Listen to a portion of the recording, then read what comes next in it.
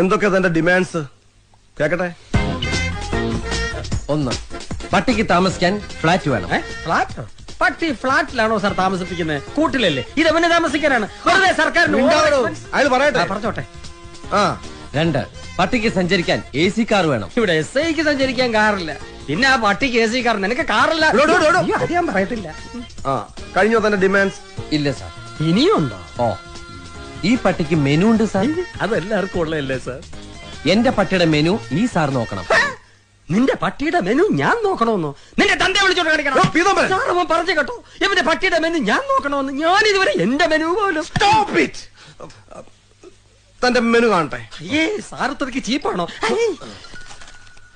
ഇതാ സാർ. മുട്ട, Horlicks, chicken, milk രാവിലെ. ഇതാണല്ലേ മെനു? അപ്പൊ ഞാൻ ഉദ്ദേശിച്ച സാധനമല്ല.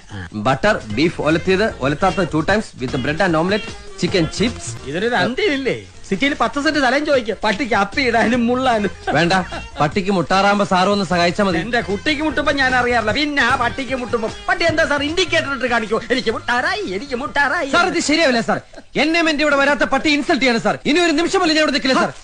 സാർ ഞാൻ പോവാണ് സാർ. പോട്ടെ സാർ.